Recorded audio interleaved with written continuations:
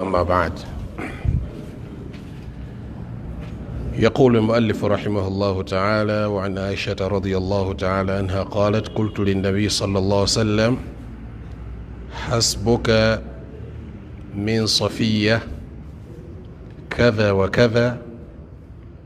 قال بعض الرواة: تعني قصيرة. فقال: لقد قلت كلمة لو مزجت بماء البحر لمزجته. قالت: وحكيت له إنسانا فقال: ما أحب أني حكيت إنسانا وإن لي كذا وكذا. رواه أبو داود والترمذي وقال حديث حسن صحيح. okusoka twebaza Allah subhanahu wa ta'ala, tuzaako okusaliwa ekitiibwa nabbi Muhammad sallallahu alaihi wasallam. Tumusaba Allah atuwa obulungi obuli mu kawungeezi kano, atutaase mu by'obukalimu. Hadithi eziri wansi w'omulyango ogwo ogwa tahrim al-ghiba wal amru bihifdhi al-lisan, okukuuma olulimi, mulimu ensonga eziwerako. atuwadde hadithi ya Aisha radiyallahu ta'ala anha, agamba nti nagamba nabi Muhammad sallallahu alaihi wasallam: hasbuka min safiya kadha wa kadha. Kikumala omezi okubanga Safiya ali bwati ne bwati. Yali mbeera yakulaga nti Safiya ayinamu obukendeefu, ayinamu akamogo. Kikumala bumaze okuba nti mukyala wa kamogo okubanga ali bwati ne bwati. Qala ba'du ruwat, abanyonyozi wa hadithi batugamba ta'ani qasira. Kikumala bumaze okuba nti Safiya mukyala ki? Mumpi, kamogo. Faqala nabi sallallahu alaihi wasallam, nabi sallallahu alaihi wasallam yamugamba: laqad qulti kalima, Aisha oyogedde ekigambo, okumanya ekigambo kibi nnyo kyoyogedde. Law muzijat bima'i al-bahr, singa kitabulwa mu mazzi g'ennyanja, lamazajatuhu, amazzi gandibadde gakyukako. Okukyukako imma okukyukako kuba nti gawunya bubi, n'endabika nayo nga si nnungi, olw'ekigambo omukyalo ono kyeyayogera ku Safiya mukyala wa nabi Muhammad sallallahu alaihi wasallam. Era olunaku lumu mba munyumiza nga mukubira ekifaananyi ky'omuntu. Aisha tugamba nti aba kubira nabbi sallallahu alaihi wasallam ekifaananyi ky'omuntu ali bwati ne bwati, ono afaanana bwati bwati. Nabbi namugamba nti ma uhibbu anni hakaitu insanan, sibyagala nnyo ebyo okumbuulira omuntu ng'okuba ekifaananyi kye, omumpi bwati, ali bwati, ali mbunene, ali bwati, sibyagala. Kubanga nabyebera birimu embeera eyokukola ki? Okwogera ku bumogo bw'abantu. Omubaka sallallahu alaihi wasallam agamba sikyagala, newankubadde nga waliwo olwotikkirizibwa okukola ki? Okikozesa. Naye omubaka Muhammad sallallahu alaihi wasallam teyakyagala era tekyamunyumira.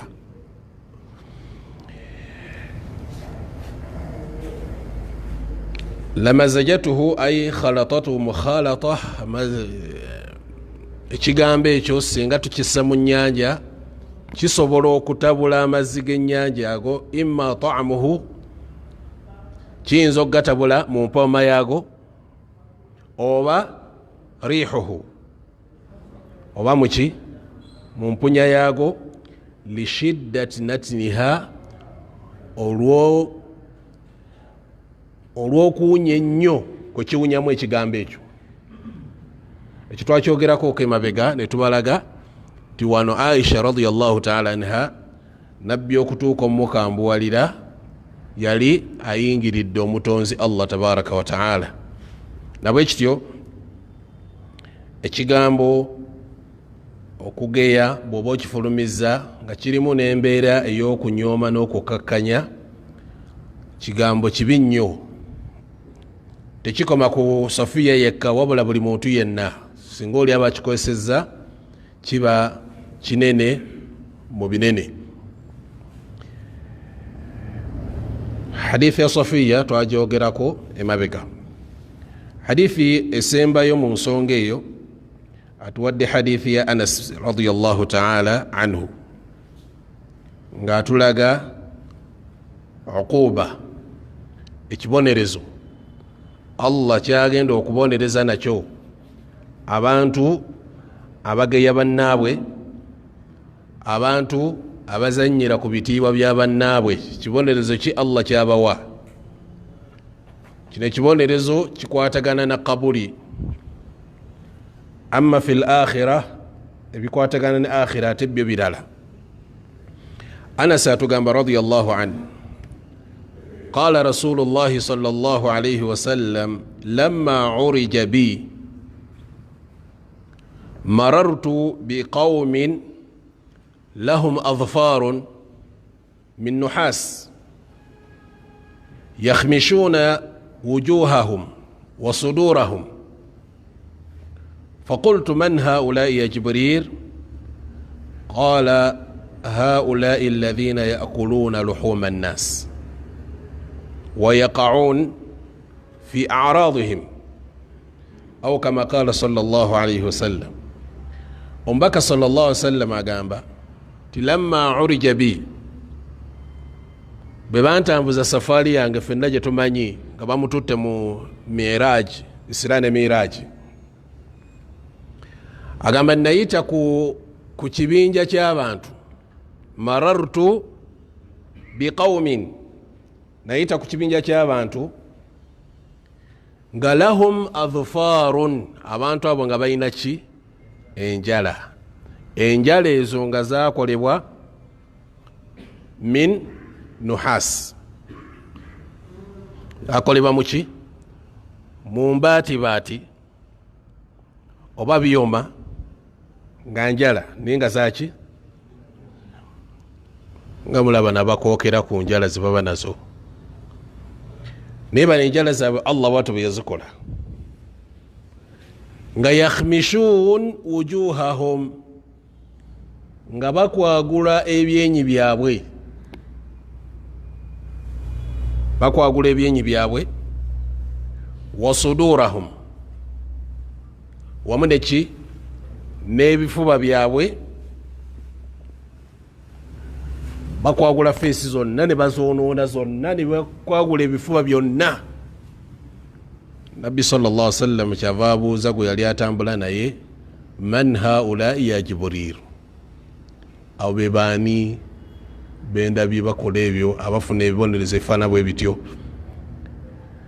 Yamugamba nti abantu abo haula alladhina yakuluna luhuma nnas, abo be bantu abaali balya ennyama y'abantu, be bantu abaali balya ennyama y'abantu. Bwe twogera ku bali b'ennyama y'abantu baboogera ku bakola ki? Naam, abasezi. Tayogera ku basezi bali abasera, nayogera ku basezi nga bo tebalya ennyama y'abantu saawa eno naye nga bagenda jirya. Kitegerekeka? Nabbi sallallahu alaihi wasallam agamba nti bwe mbuuza Jibrilu abo bazza gwaki, balina musango ki? Yanga nti abo yaqaun au yakuluna luhuma nnas, baali balya ennyama yaki? Y'abantu. Tebaakoma ku ekyo, wayaqaun fi a'radihim, tebaakoma ku ekyo ne batuuka ne mu mbeera ey'okubanga bayingirira ebitiibwa by'abantu, bakkakkanya ebitiibwa by'abantu. Mu kukkakkanya ebitiibwa by'abantu, okuvvoola kikimu ku bintu Allah subhanahu wa ta'ala kwajja okusinziira okuba nti abonereza omuntu yawma alqiyama. Mujjukira bulungi nti nabagamba oba nabbi sallallahu alaihi wasallam yatugamba nti riba erimu emiryango emeka?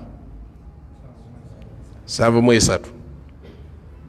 Riba esembayo okuba entono mithla yankiha rajula umma, oyinza okigerageranya n'omuntu okubanga awasa maama we. Eyo riba esembayo okuba entono, gye wandigambye nti kale yadde efaanana kuwasa ki? Naga nti wa arba riba, naye riba saaba riba istitalatu lmar fi ardi akhihi lmuslim, ye muntu okugjayo olulimi lwe n'osowolayo olulimi lwo ng'ozanyira ku kitiibwa kya muganda omusira. Eyo riba esinga riba zonna obunene. Ate okuzanyira ku kitiibwa kya munno kitegeeza kukola ki? Naam, imma bishatim, mu mbeera ya kuvuma, mbeera ya kugeya, konna kuyingira mu kigambo ekyo kiyingira mu mbeera ey'okulya riba, waliyadhu billah, nga ye riba gwe mulyango ogusembayo okuba omunene mu riba. Abasinga tumanyi riba yaki? Ya sente. Omubaka sallallahu alaihi wasallam yatugamba nti dirhamu fi riba, dirhamu emu nga ya riba. Dirhamu ki? Nga yaki? ashaddu ala Allahi min 36 ziniya. Dirhamu emu bweti ewa Allah mbi okira ku muntu ayenze emirundi 36. 36 kiri yaddeko okwenda emirundi emeka? Tekitegeeza nti kiri halali. Oli bw'atagamba afadhali omuntu ayenda kibi. Nabbi sallallahu alaihi wasallam akubira ekifaananyi ekyokulaga nti olaba obubi bwekyo, naye siringi 10 nga kya riba oba mubi nnyo okira kwono abayenze emirundi emeka? 36. waliyadhu billah. Kakati kwata 10, kwata 10, sammutwalo, sammitwalo, gyokoma okulya riba n'obubi bwayo. Ate era nga nabbi sallallahu alaihi wasallam bwatulaga nti dirhamu emu bweti ng'ogitadde mu maali ya halali nga ya riba, 10 ekyo kisaanyaawo 10. 10 kyotaddemu nga kimu bwe kiti kisaanyaawo biri byonna ebya halali, byonna ne biggwawo. Kyewunyisa ku riba nti amazambi agamu Allah subhanahu wa ta'ala tatera nnyo bakafiri go boogerako kubakosa nnyo, yadde gabakosa, naye riba n'omukafiri agirabirawo. N'atali musiraamu abamu bawulira bagana naye sente ezo zabaaki oba bamala zittirako bantu. Teri muntu ajjayo sente ezo n'akola ki? N'azifuna. Naam, ekyo Allah tabaraka wa ta'ala yakitugamba mu Qur'an, yamhaqu Allahu riba wa yurbi. Riba tusanguliramu ddala ke bayita baraka. Temuba yadde baraka. Yamhaqu Allahu riba. Ate wa yurbi sadaqat, saddaaka ye ati Allah tabaraka wa ta'ala n'akola ki? n'agyongezaamu n'agikubisaamu. N'ekikwatagana ne riba, baraka Allah agijjamu subhanahu wa ta'ala, ate bw'amala okujjamu baraka tekikomaawo, olwanagana naye paka yawma alqiyama. Mukitegedde? Bizinesi yo bwegwa tekitegeeza nti riba ewedde, gwe mulyango guwedde, Allah agugaddewo. Abategerekeka muba mujja kulwanagana naye paka lwoliyingira kabuli ofune ebyamu, paka mukuzuukira ofune ebyawo. Mukuzuukira koze Allah yatugamba ati abaliba riba, yagaa nti alladhina yakuluna riba la yaqumun illa kama yaqumu alladhi yatakhabbathu shaitan min almas. Allah gaa nti abaliba riba tebagenda kuzuukira era tebagenda kuyimirira okujjako nga bayimirira nga bwolaba omuntu aliko amajinni,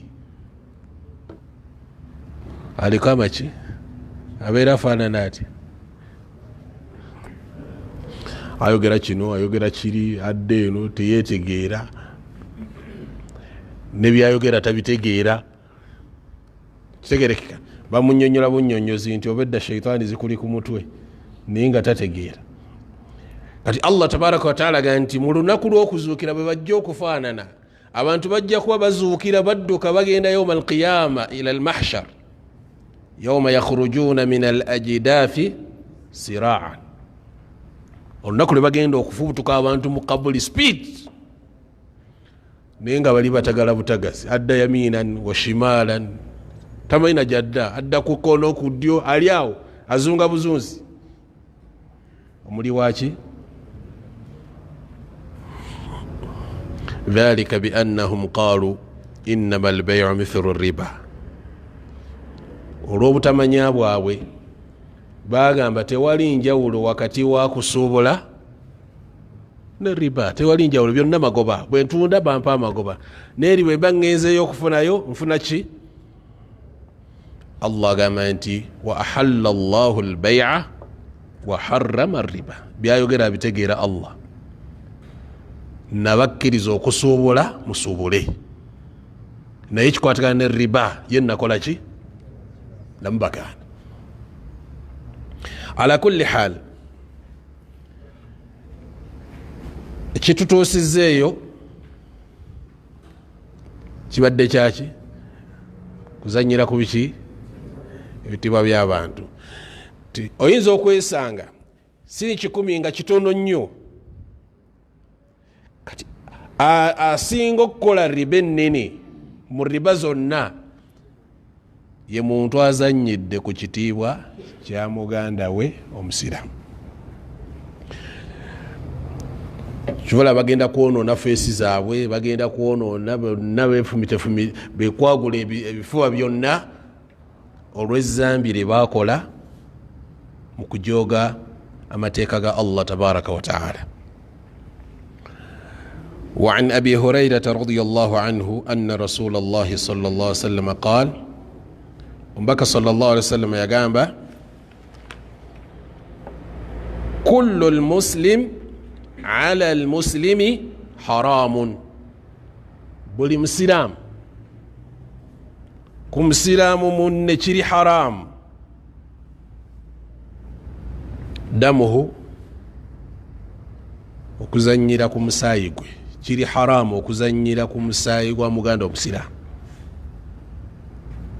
Kiri haramu okuzanyira ku maali ya muganda omusiraamu. Haramun damuhu wa maaluhu, okuzanyira ku maali ye, okwonoona emaali ye. Oli najja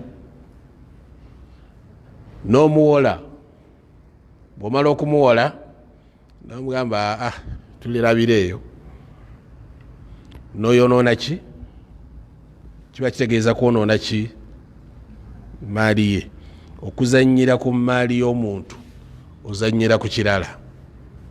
Haramun damuhu wa maaluhu. Mukitegedde? Nabbi yatugamba sallallahu alaihi wasallam nti man akhadha maala akhi, omuntu yenna atwala emaali ya muganda we yurid itlafa nenniya ey'obutazza, kitegerekeka, atlafahu llahu alaihi, emaali eyo Allah gikwononera. Ate bwamala ogikwononera ebbanja tiba terivuddewo, liba lisigaddewo. N'atugamba nti naye ate oli bw'atwala emaali ya muganda omusiraamu nga yuridu adaaha, mu mutima gwe ayina enniya kola ki? Adda Allahu anhu, oyo Allah amusasulira ebbanja. Allah akuteerawo amakubo agasasula ki? Kale bwe kiba tekisobose wano ku duniya ne ku akhira, Allah alimusasulira. Oyo yalina enniya ekola ki? Ekyokusatu kyeyayogerako ekiri haramu, kullu lmuslimi ala lmuslimi haramun damuhu wa maaluhu wa irduhu. Irduhu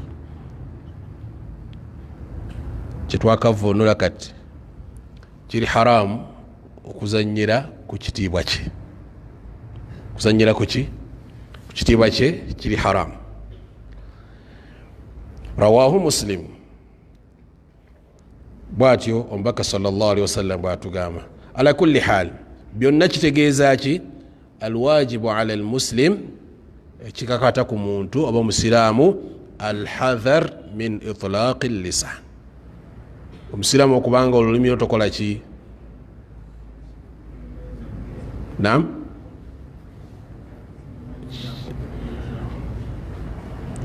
wa alla yatakallama illa bikhair, toyogera okujjako ebiki? Obanga okkiriza Allah n'olunaku lwaki, nga nabbi sallallahu alaihi wasallam bwatugamba nti man kana yu'minu billahi wal yawmil akhir falyaqul khairan aw liyasmut. Bw'oba okkiriza Allah n'olunaku lw'enkomerero, yogera birungi oba okole ki? Babun tahrim sima'il ghiba wa amr man sami'a ghibatan muharramah biraddiha wal inkaru ala qailiha fa in ajiza aw lam yuqbal minhu faraqa dhalika al majlis in amkanahu. Atugamba Imam an-Nawawi rahimahullah, babun tahrim, mulyango ogulaga obwa haramu bw'okuwuliriza al-ghiba. Okuwuliriza kiba kitegeeza nti waliwo ayogera nga gwokola ki? Okuwuliriza olugambo kiri haramun. Olugambo okugeya, okuwuliriza okugeya obwa haramu bw'okuwuliriza okugeya n'okulagira kw'oyo yenna abawulidde okugeya okuli haramu biraddiha. Bw'oba owulidde awali okugeya kola ki? Kuzzeeyo. N'okuvumirira omuntu abageya. Fa in ajiz, bw'obanga olemereddwa ekyokukola ebikulembedde ebiriwa, olemereddwa omugambako, olemereddwa okubanga ovumirira ekikolwa kye, bw'obanga olemereddwa, aw lam yuqbalu minhu, obanga gwoyogera naye aganye okukola ki? Okuwuliriza, yagamba nti faraka dhalika almajlis, ekyo ekifo kola ki? Kiveemu. Obusiraamu bukubiriza okukola ki? Awo situkawo okole ki? Oveewo in amkanahu, bwe kibanga kiri mu busobozi bw'okuvaawo kola ki? Lwaki? Aleese ayati za Qur'an ze zisoose nga Allah subhanahu wa ta'ala agamba nti mu surat al-Qasas yalayogera ku mikwano gy'abakkiriza, wa idha sami'u al-laghwa a'radu anhu. Mikwano gya Allah bwe bawulira ki? Allaghu. Allaghu alkalam alladhi la faidata fihi. Laghu bye bigambo nga tebirimu mugaso gwonna. Allah akugamba nti mikwano gye bwe bawulira ebiboozibozi nga temuli makulu, awo bakola ki? A'radu anhu, awo beesambawo ne bavaawo. Nam bagenda kuyita walugezigezi kati imaani ekutta olwokuba tugeyezza. Kale ffe katujja kuyingira omuliro, tuli kulaba oliyingira ejjana. Ebigambo bibaawo bingi, naye ate avuddewo yasinga obulungi ewa Allah. Kwona atasobola kukola ki? Kozesa kigambo nti ttaqillah, tya Allah, emboozi giggalewo. Allah tugamba mu aya endala nti walladhina hum anil lagwi mu'ridun. Era yayogera ku mikwano gye. Mikwano gya Allah subhanahu wa ta'ala mwe muli abo bwe baba bawulidde ebigambo byonna ebitalina makulu bakola ki? Babyesamba. Suratul Mu'minun yali ayogera ku sifat al-mu'minin, yali ayogera ku bitendo byabaki? Byabakkiriza abagenda okuyingira Firdaus. Abagenda okuyingira Firdaus. Allah yogera ebitendo byabwe. Qad aflaha al-mu'minun alladhina hum fi salatihim. Najjanga ayogera ebitendo byabwe naga nti walladhina hum anil lagwi mu'ridun. Ebigambo byonna emboozi omutali mafaida bakola ki? Bajeewala. Natugamba Allah mu suratul Isra, inna as-sam'a wal basara wal fuada kullu ulaika kana anhu mas'ula. Allah yatugamba nti mazima amatu n'amaaso n'emitima Allah gye yabawa, ebyo byonna omuntu agenda kubuuzibwa ku byo. Kullu ulaika kana anhu mas'ula. Byonna bagenda bikubuuzaako. Bagenda tubuuza kimu ku kimu ku kiyungo kye baatuwa ekyamatu, bakubuuze biki biwawuliranga. Bakubuuze ku maaso gaalabanga ki? Omutima gwo gwafumiintirizanga gutya ku nsonga. Byonna Allah agenda kukola ki? Kubanga abitubuuza ku byo. Katika tebannakubuuza, Imamu Nawawi kwasinzidde okutuwa aya eyo okugamba nti amatugo bamwegendereza, towuliriza biki? Allah natugamba era mu Qur'an mu suratul An'am, wa idha ra'aita alladhina yakhuduna fi ayatina, busanganga abantu oba bwolabanga abantu nga yakhudun bazza obakuba olwali mu mateeka gaffe, bajerega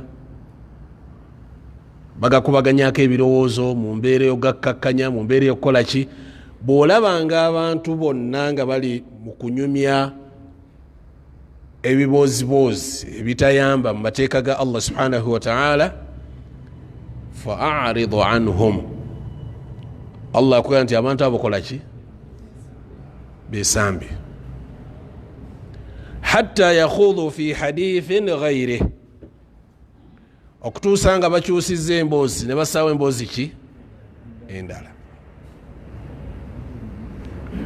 Wa imma yunsiyannaka ash-shaytan, kale sitaani bw'abanga akwerabizza n'otuula ne banyumya nga tojjukira nako nti kiboogera kikyamu, shaytaani ekwerabizza, Allah akugambe nti fala taq'ud ba'da dhikra, toddamu kutuula luvannyuma lwa kujjukira. Kasi tojjukira nti wano wendi wafu, si wenteekeddwa okuba.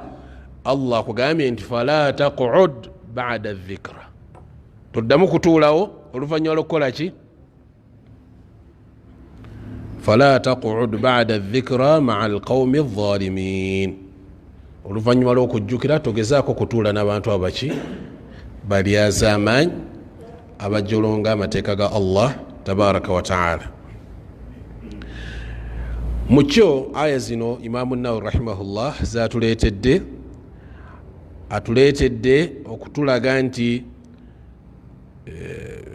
anna al-insana idha sami'a shakhsan yaghtabu akhar, omuntu bwawulira nga waliwo ageya omuntu yenna, fa innahu yahrumu alayhi an yastami'a ila dhalika, kiri haramu okukola ki? Okuwuliriza ebigambo ebyo. Bal yanhahu, ekikkakatako kumuziyiza oba okusala amagezi okulaba nga emboozi ekola ki? Topiki mugikyuse mudde ku kitala. Bw'okola ekintu ekyo fa inna hadha fihi ajrun azim, ekyo ekintu kirimu empeera ki? Kirimu empeera nnene mu maaso ga Allah subhanahu wa ta'ala, nga bwe tukiraba mu hadithi ya Abi Darda radiyallahu ta'ala anhu yagamba عن النبي صلى الله عليه وسلم قال من رد عن عرض أخيه رد الله عن وجهه النار يوم القيامة. مجولد يقام النبي محمد صلى الله عليه وسلم من رد عن عرض أخيه، omuntu yenna abalwaniridde ekitiibwa kya muganda we nga taliiwo, abalwaniridde ekitiibwa kya muganda we nga taliiwo,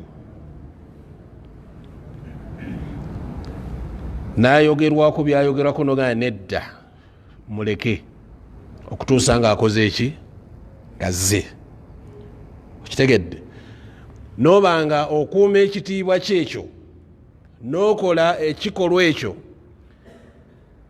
kyogenda okusasulwamu, radda Allahu an wajhihi annaara yawma alqiyama, Allah agenda kuzzaayo omuliro. Tegerekeka? Agenda kuzzaayo ki? Azzaayo omuliro ne gubanga tegusobola kutuuka ku kyenyi kyo. Ono alwaniridde ekitiibwa kya muganda omusira. Kirimu empeera nnene mu maaso ga Allah subhanahu wa ta'ala. Okulwanya ekitiibwa kya munno, okuuma ekitiibwa kya munno, kirimu empeera nnene mu maaso ga Allah tabaraka wa ta'ala, okubanga Allah subhanahu wa ta'ala agenda kubanga akola ki? Yeesambya ekyenyi kyo omuliro yawma alqiyama. Lwaki akyesambya? Olwekyo kyokoze nga ekitalabibwanga kinene, naye wa Allah nga ki? Kinene.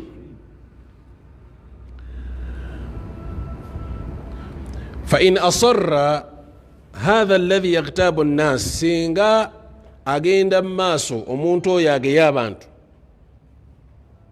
nogenda maaso n'ekibozibozi kye,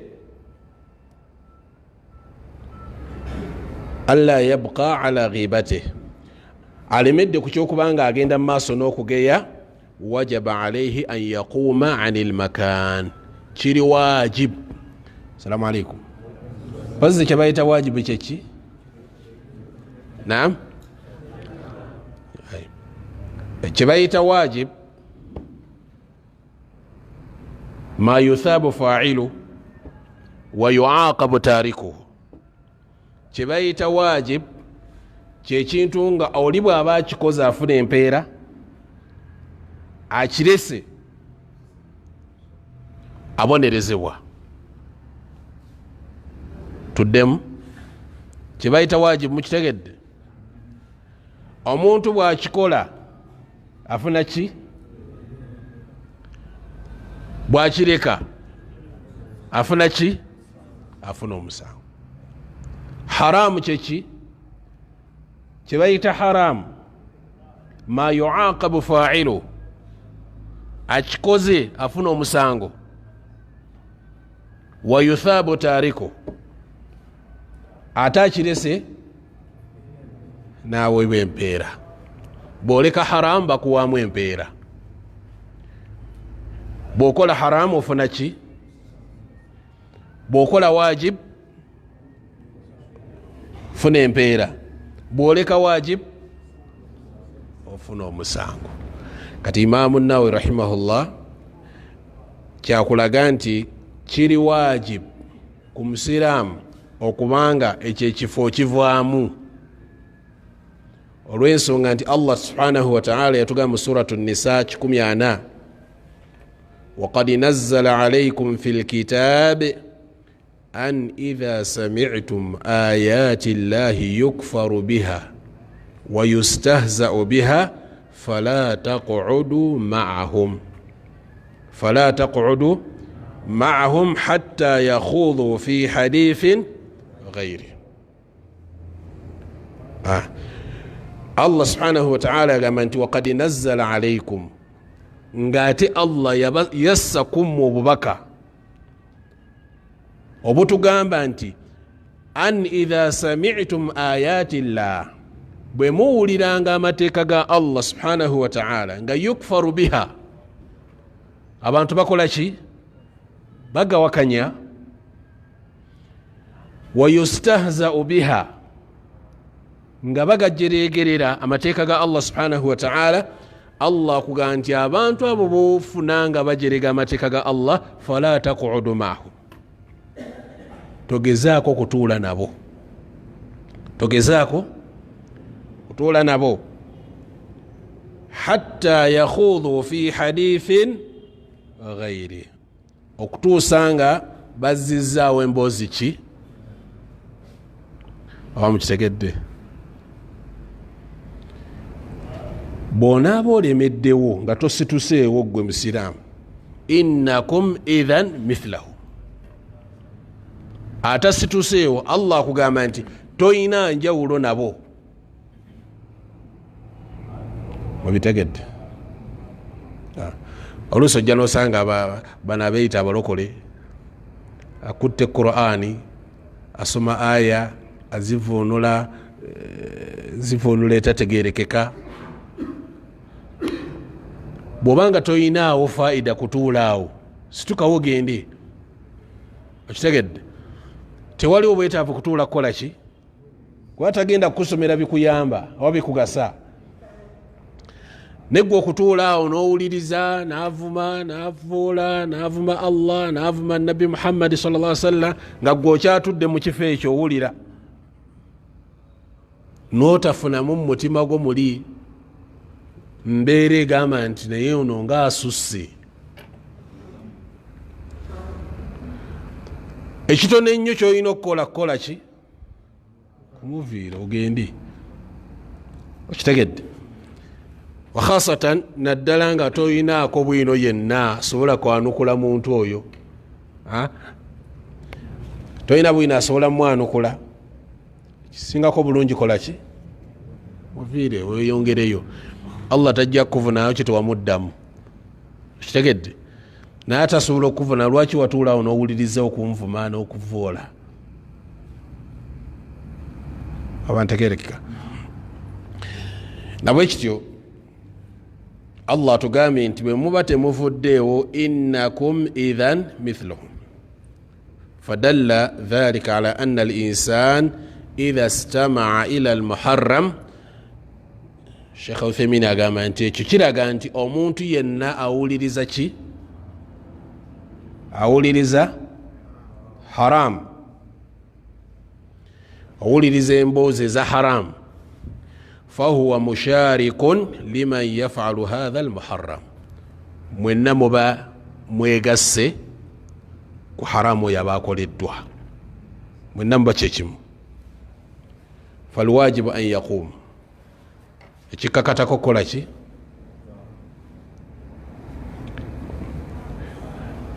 Aya nyingi Allah subhanahu wa ta'ala ng'ategeeza nti abakkiriza tebaba wali biboozibozi bitalina ki? Wallaghu kama qulna huwa kalamun la faidata fihi, buli kigambo kyonna nga tekirimu ki? Allah bwe yayogera ku ibadur rahman yagamba nti wa idha marru billaghwi marru kirama, bwe bayita wali ebiboozibozi bitalina makulu, ebigambo bitalina makulu bayitawo bayitawo nga babitiibwa, tebaagala kumanya, tebaagala kuwuliriza. Salimin, tebaagala kuwuliriza bibuuzo ebyo. Oluvannyuma atuleetedde hadithi ya bamuyita Atbanun, nayitibwa Itbanun, nayitibwa Utban. Byonna bikola bifathi al-ain wa bikasri al-ain wa bidhammi al-ain. Itban bin Malik radiyallahu anhu. Hadithi mpanvu. Hadithi ki? في حديث الطويل المشهور الذي تقدم في باب الرجاء. حديثينو مبانف تواجي سمكوكو مباب الرجاء، مباب شي الرجاء تواجي سمكوكي ما بقى. ومالي نبي محمد صلى الله عليه وسلم أتوكري رومكو بالصحابة يلي نيكزبكو ماسو نمغا يا رسول الله ntera okusaaza abantu bange ku kaalo naye ebiseera ebimu enkuba ejja neetonnya kati amazzi ne gansalako nga sisobola kutambula kgenda basaaza. Naye mbadde nkusaba ojja osaalireko ewange waka wange ekifo ekyo mwonaaba osaalidde attakhidhuhu musalla, nkifuule ki?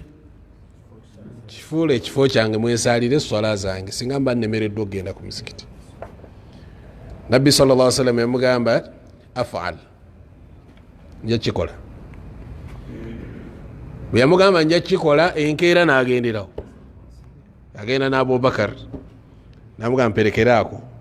Ne bagenda basisinkana sahaba we n'amubuuza, bwe yatuuka bw'atyo waka n'amubuuza aina turidu an usalli, oyagala nsaalirewa? Biseera bya duha bwe bityo. N'amulaga bwe balina okusaalira. Nabbi n'akulembera esswala, bano nga bayimiridde emabega. N'abasaaza, bamala okubasaaza n'ayagala okusiibula, n'amugamba oli mugenyi wange nga tekyokuva wano nze nkuta. Kitegedde, nze nteekeddwa okkuta, bwe mba sikutadde. Nabbi n'atuula sallallahu alaihi wasallam. Kati sahaba n'ateekateeka kijjulo. Kati banneiba abasiraamu baawulira nga nabbi akyadde wano, bonna abasiraamu ne bajja mu bungi okulaba ku nabbi Muhammad sallallahu alaihi wasallam. Bwe bajja kati nabbi sallallahu alaihi wasallam bamala okusaala, qama an-nabiy yusalli faqala aina Malik ibn Dukhshum. Nabbi n'agamba mwenna mbalabye naye waliwo gwe siraba aliwa. Omusajja ayitibwa Malik ibn Dukhshum. Dukhshum nga simulaba. Kati waliwo omu ku basiraamu, faqala rajulun dhalika munafiqun la yuhibbu allaha wa rasulahu. Oyo gwoyogerako omusajja munanfuusi, tayagala Allah era tayagala mubaka. Nabbi yawulira ekigambo ekyo. Omubaka sallallahu alaihi wasallam kyava amugamba nti la taqulu dhalika, samutayogera kigambo ekyo. Ala tarahu qad qala la ilaha illa Allah. Musiramu gwoyogerako ekigambo ekyo gwe tomulabako nti yayogera yatoola shahada, agamba la ilaha illa Allah nga yabtagi bidhalika wajha Allah. Ekigambo ekyo omusiraamu yakyogera naye nga anoonya kusiimwa Allah oba kusiimya Allah. Wa inna Allaha qad harrama ala an-nari man qala la ilaha illa Allah. Allah yaharamisa ku muliro buli yenna yagamba nga yabtagi bidhalika wajha Allah. Ng'omuntu ekigambo ekyo yakyogera nga anoonya kusiimya Allah subhanahu wa ta'ala, yabtagi bidhalika wajha Allah. Hadithi mujiwulidde. Lwaki Imaamu Nawawi agituwadde? Ekwataganeo ne bye tuliko. kibuuzo kyamu.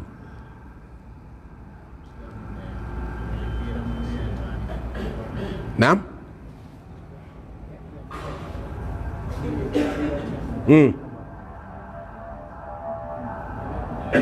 Usitoe ku ddoboozi.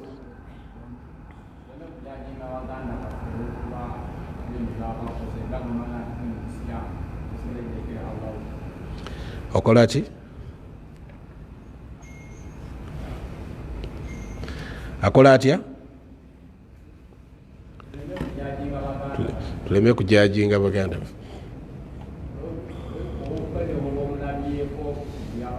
Ono obukendeevu ki bwe yali ayina? Oli yamugamba nti oyo munnanfuzi taagala na Allah namubaka. Bukendeevu ki bwe yali ayina?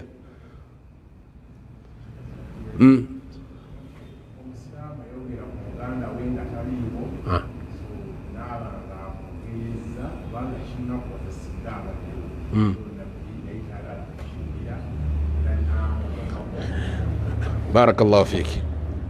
Nabbi yatugambye sallallahu alaihi wasallam hadithi yakulembedde nti man radda an irdi akhihi almuslim, omuntu yenna alwanirira ekitiibwa kya muganda omusiraamu mu butabaawo bwe, n'oyimirira n'omugamba nti nedda toyogera ku munne ekyo kibi, okitegedde, Allah agenda kubanga yeesambye ekyenyi ky'omuliro. Ekyo nnyini nabbi kye yakola sallallahu alaihi wasallam. Omusiraamu teyaliiwo.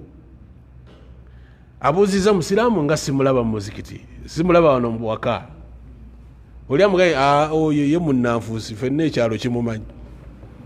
Tayagala Allah, tayagala mubaka sallallahu alaihi wasallam. Nabbi yanga la taqul dhalik, tokyogera.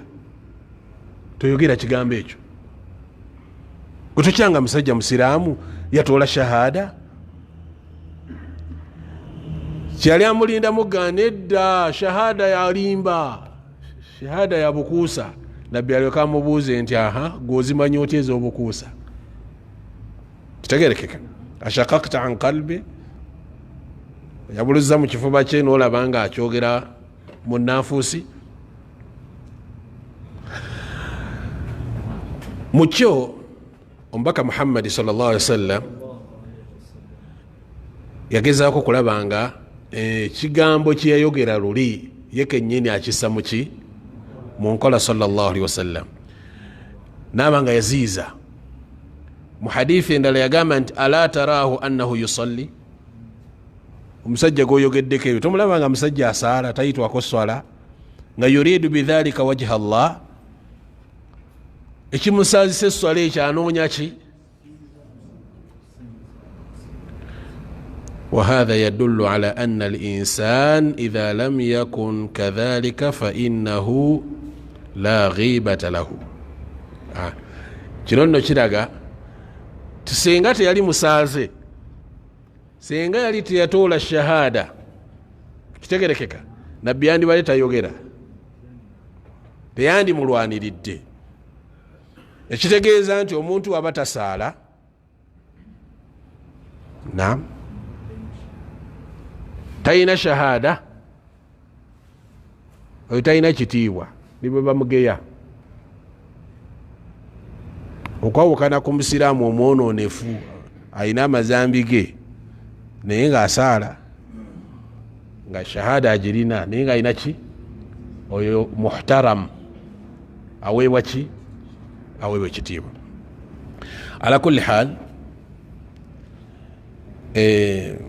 Imaamu Nawawi rahimahullah ajja kunnyonnyola ensonga ezo mu maaso okulaga ddi lwe tukkirizibwa okwogera ku muntu nga taliiwo, ne bw'aba akola ki, ne bw'aba nga kintu ekyo akitamwa. Ajja kutuwa ensonga insha Allahu taala. Naye ekyali mu byonna nti omusiraamu ono lwaki oli yamuyita munnanfuusi? Omusiraamu ono yali atambula nnyo n'abantu abo abannanfuusi, ng'atambula nabo. Kati nga gwe bw'omulaba osobola omuyita omuki kubanga ali atambula nabo saawa yonna, aba mu bo.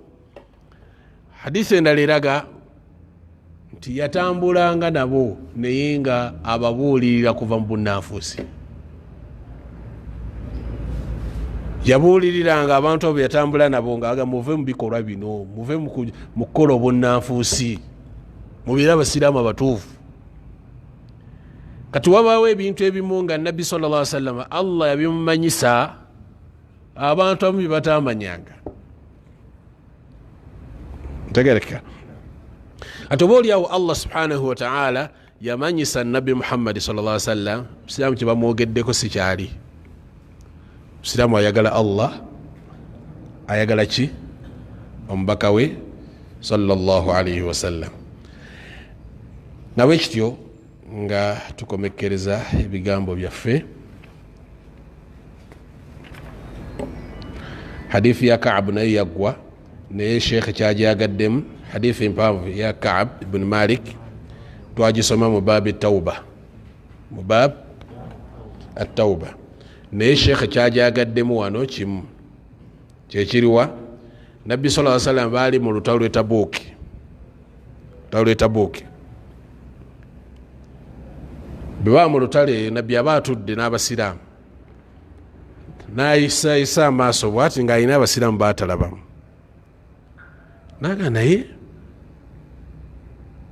Ka'b ibn Malik nga simulaba, teyazze Ka'b ibn Malik nga talabika. Kati ne wabavaayo omusiraamu omu ng'ava mu kika kya Bani Salama, naga ya Rasulallah, habasahu burdahu wa nadharu fi itfaihi. Olowooza oyo ekimuganya okuba walo agadde kusigala mu bitiibwa byeri namukwekulunta zaakwe. Alina takabbulu oyo musiraamu, bitiibwa nakwekuluntaza bimuganya okukola ki?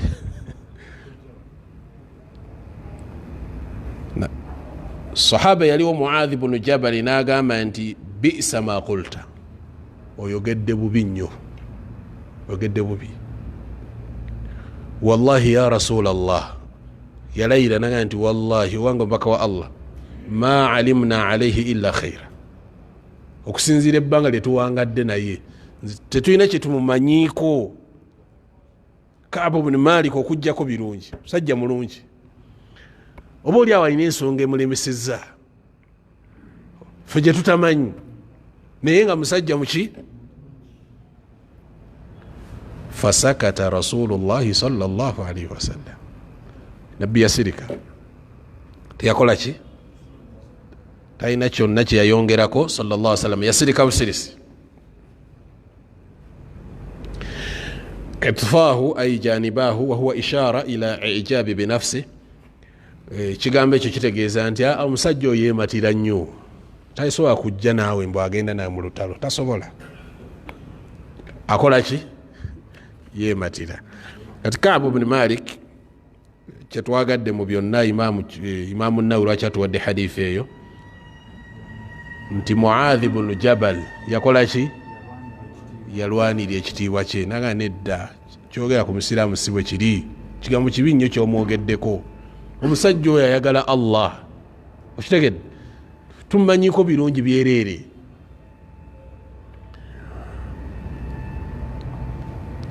Kati Ka'b ibn Malik be bamu ku basajja abatagenda mu lutalo okulwana ne Nabbi sallallahu alaihi wasallam, baali basatu abayogera amazima mu maaso ga Nabbi sallallahu alaihi wasallam. Abasinga bajjanga buli omu ng'awa ensonga ye, nti ya Rasulallah, nze olubuto lwabadde lunnuma, agenda nze omanye ekigere kino kyabadde kinuuse, genda. Nga buli amuwa ensonga amugamba kola ki? Genda, tawali buzibu, tambula.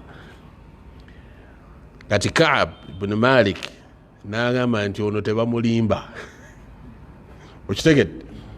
Era yatuuka namwe nti nkulayirira Allah, singa abadde mulala mbadde ngenda mulimba, negwe sobola kulimba, teri kiŋŋaanye genda mu lutalo, byonna byabaddewo, ensolo yabaddewo, buli kimu kyonna nga nkiteeseteese bulungi, tewali nsonga gye nnyinza kukuga nti eyaŋŋaanye.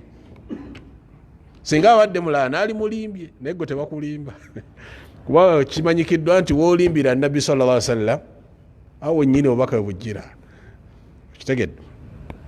Kati baali abantu basatu bo tebalimba nabbi, omwali Kaab ibn Malik n'omulala gwe bayita bamuyita Mirar ibn Rabi' ne Hilal ibn Umayya. Abasatu bo bayogera ki? Era bwe bajja eri Nabbi sallallahu alaihi wasallam ne bamunnyonnyola ebituufu n'abagamba muddeeyo mwe Allah ajja okulamula ensonga zammwe. Baddayo bamalira ddala ebbanga ennaku 50 nga teri bubaka bwali busse ku nsonga zaabwe. Nabbi sallallahu alaihi wasallam yatuuka ekiseera n'alagira abasiraamu babasenguke. Abasiraamu tebayo n'omu addayo batolera salaamu. Ne bw'aba akusinkanye n'ayogera naawe ekigambo tomuddamu. Omanyi okukusibako nnati eyo. Karantini. Teri kunyumya naye, teri kwogera naye. Allah yennyini atugamba nti ensi yabanyiga. Kitegedde? Ensi nefunda ku saidi yaabwe. Ennaku zaalimu 48 abakamala ennaku 48 Nabbi n'alagira n'abakyala be muyina waka baveeyo, abakyala baddeyo ewaabwe, n'abakyala babagobye. Kitegedde? Kati bano ababiri baali basajja bakadde, Mirara ne Hilal baali bakadde nnyo. Nega ya Rasulallah, bw'otuggyako abakyala ayo batuyamba bakkirize basigalewo. Kale basigaze. Kaab bin Malik mene bamugamba nawe genda oyogere, Nabbi ajja kukkiriza, talina buzibu. Naga asobola genda mu maaso ga Nabbi, nze siri myaka gy'abali. Kitegedde? Yalagira omukyala ye n'akola ki? N'asigala bw'omu mu duniya nga talina gwanyumya naye. Agamba nasaaliranga ku layini esooka buli lunaku,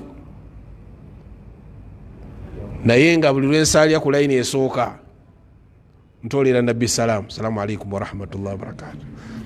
Nabbi n'akyuka n'atunula muli. Agamba Nabbi sallallahu alaihi wasallam nakyusanga amaaso ogazza awalala nga ntunuulira, bwe natunulanga waali Nabbi ng'akyuka sallallahu alaihi wasallam.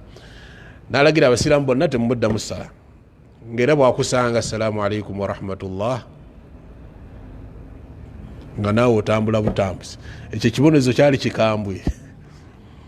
Ensi yatuuka okubanga efunda eri abasiraamu abo paka Allah subhanahu wa ta'ala liyaweze ennaku 50 nassa aya eziga nti wa ala thalathati alladhina khulifu hatta idha daqat alayhim al-ardu bima rahubat wa daqat alayhim anfusuhum wa dhannu an la malja'a min Allah illa ilayhi thumma taba alayhim liyatubu inna Allaha huwa at-tawwabu rahim.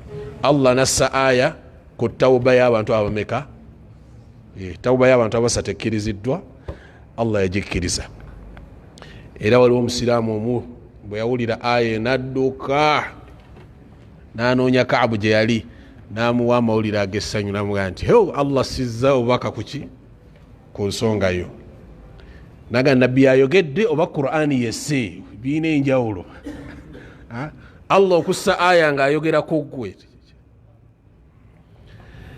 Era Kaabu yajja mu muzikiti,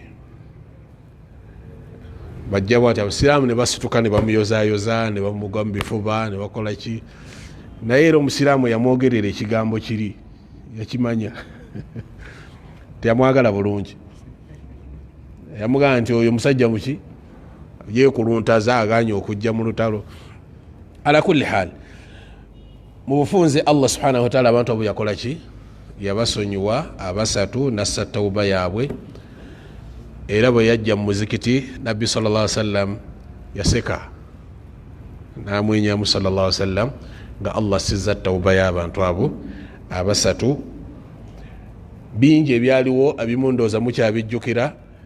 Yatuuka n'ogamba nti ya Rasulallah, essanyu lye nnina oba nalikutte ebyobugagga byange byonna mbiweeye mu kkubo lya Allah, kubanga Allah kyankoledde olwaleero. Tutegedde yayagala akwate ebibugagga byonna abiweeye mu kkubo lya Allah subhanahu wa ta'ala. Nabbi namugamba mpola.